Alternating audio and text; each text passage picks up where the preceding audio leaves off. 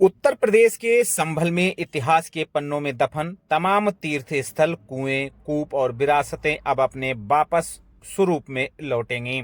संभल प्रशासन ने विलुप्त होने की कगार पर पहुंचे इन सभी ऐतिहासिक स्थलों को सजाने और संवारने का जिम्मा लिया है। वहीं एएसआई के संरक्षण में खंडर हो चुके फिरोजपुर का किला, तोता मैना की कब्र, पृथ्वीराज चौहान की खंडर हो चुकी बावड़ी को संरक्षित करने की दिशा में काम शुरू कर दिया गया है। इसी के चलते जिलाधिकारी और वरिष्ठ पुलिस अधीक्षक ने एएसआई के टीम के साथ इन सभी धरोहरों का निरीक्षण किया है। ऐसे में अब यही माना जा रहा है कि संभल जल्द ही पर्यटन नगरी के तौर पर विश्व भर में अपना अलग पहचान बनाएगा। संभल में विलुप्त हो चुकी धरोहरें अब वापस अपने स्वरूप पे लौटेंगी।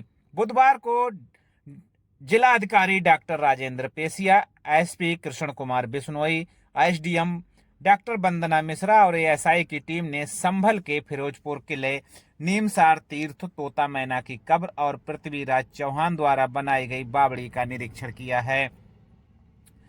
इस निरीक्षण के दौरान जिलाधिकारी राजेंद्र पेसिया ने बताया कि संभल प्राचीन नगर रहा है। इस नगरी में इतिहास से लेकर वर्तमान तक अनेक अवशेष उपलब्ध भी हैं और दिखाई भी देते हैं और इन्हें संरक्षित और सुरक्षित करने का प्रयास किया जा रहा है। इसी के चलते एएसआई के साथ भ्रमण कर रहे हैं। उन्होंने बताया कि एएसआई के संरक्षण में संभल का फिरोजपुर का किला, एएसआई ने यहां पर प्रयास किया और चार दीवारी से संरक्षित भी किया है, लेकिन इसके बावजूद आसपास के लोगों ने यहां पर लगातार आना जाना लगा रहता है। इसीलिए फिरोजपुर के किले का रखरखाव ठीक ढंग से नहीं हो पाया है। इसके लिए एएसआई को अवगत कराया गया है, इसीलिए एएसआई वहां पर अब ध्यान देगा। जिलाधिकारी ने बताया कि नीमसार का कुआं सबसे ज्यादा जागृत कूप है, क्योंकि इसी से जल मिला है और तीर्थ भी जागृत है। सिर्फ 10 से 12 फीट पर उस कुएं में जल है। इसके अलावा तोता मैना की कब्र का जीर्णोद्धार कराया जाएगा, उसे भी सुरक्षित करने की आवश्यकता है। इसके अलावा राजपूत काल की बावड़ी, जो कि पृथ्वीराज चौहान के द्वारा बनाई गई थी, उसको भी सुसज्जित और सुंदर बनाया जाएगा। उन्होंने कहा कि इतिहास को अगर आप सजोकर नहीं रखेंगे तो इतिहास आपको छोड़ देगा। वहीं संभल के इतिहास को संरक्षित करके रखा जाएगा और पूरा संसार यहां पर्यटन के लिए घूमने। जिलाधिकारी ने बताया कि तोता मैना की कब्र भी जीर्ण अवस्था में है, उसको भी सुरक्षित कराया जाएगा। और नीमसार का कुआं जो सबसे ज्यादा जागृत कूप है, क्योंकि उसी से जल मिला है, वह तीर्थ भी जागृत किया जाएगा। सिर्फ 10 से 15 फीट पर उस कुएं में जल है। इसके अलावा तोता मैना की कब्र और विलुप्त हो चुकी इन सभी धरोहरों को एएसआई की मदद से सुरक्षित रखेंगे। भविष्य में इन धरोहरों के विषय में भी सभी को बताया जाएगा कि संभल में 68 तीर्थ और 19 को सहित 87 तीर्थ स्थल हैं।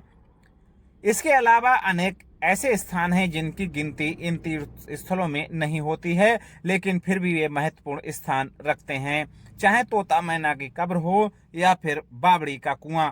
संभल में 200 से 250 ऐसे स्थान हैं जहां पर लोग आएंगे और संभल सभी तीर्थ स्थल कूपों को संरक्षित करने का काम किया जाएगा।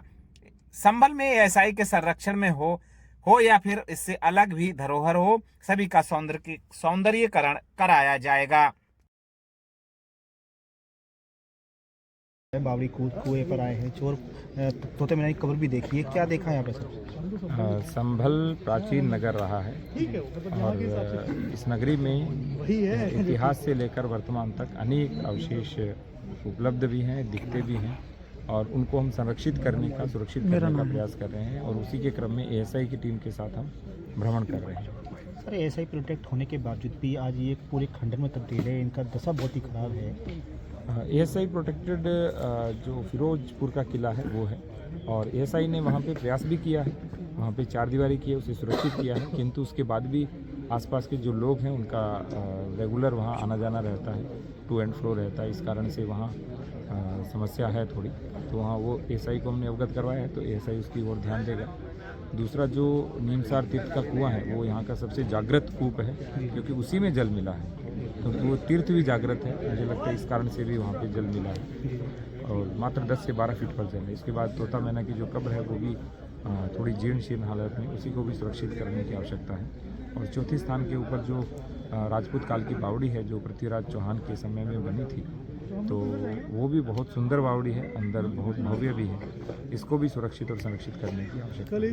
सर, जिस तरह से ये संभल पृथ्वीराज चौहान की राजधानी कही जाती है और उनकी ये उन्हीं की निशानी बताई जाती है बावड़ी कुआं, लेकिन आज ये बड़ी बदहाल स्थिति में है, चोर कुएं के नाम इसको दे दिया गया है। इतिहास को संजोएगी नहीं तो इतिहास आपको छोड़ देगा, तो इतिहास को पकड़ना भी पड़ता है, इतिहास से सीखना भी होता है और इतिहास की चीज़ों को भविष्य में बताना भी होता है।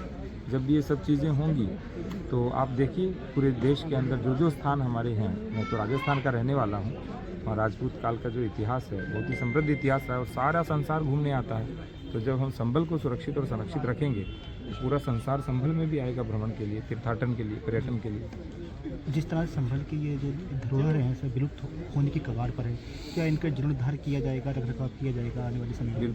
बिल्कुल जीर्णोद्धार किया जाएगा स्टेट आर्कियोलॉजी की टीम के साथ और एएसआई की टीम के सहयोग से हम इनको बहुत अच्छे से सुरक्षित भी करेंगे, अपनी विरासत को संरक्षित भी करेंगे और भविष्य में सबको बताएंगे भी। अभी और ऐसी कितनी विरासतें होंगी जो मृत अवस्था में विलुप्त हो चुकी हैं, उनका रखरखाव ये जीर्णोद्धार वगैरह किया जाएगा? 19 कूप और 68 तीर्थ सामान्य रूप से मिलते हैं, कुल 87 है। उसके अतिरिक्त अनेक स्थान हैं, जैसे इसकी गिनती उसमें नहीं होती लेकिन ये भी एक स्थान है। तोता मैना की कब्र है वो भी एक स्थान है, वो इसकी गिनती इसमें नहीं होती। तो ऐसे अनेक स्थान है, अभी तो काउंटलेस में कह सकता हूँ। और फाइनली मुझे लग रहा है कम से कम 200-250 स्थान यहाँ पे कम से कम होंगे जहाँ लोग आएंगे 2-4-5 दिन बताएं, हम भी कहेंगे कि भाई एक दिन गुजारें संभल में। संभल के 68 तीर 19 कूपों को लेकर के सर क्या कार्रवाई की जा रही है? कितने तीर जो है जागृत कूपों को हम संरक्षित करा रहे हैं। एक कूप जल्दी ही आपके सामने उसका वर्तमान दृश्य प्रस्तुत होगा कि कितना उसका सौंदर्यीकरण और कितना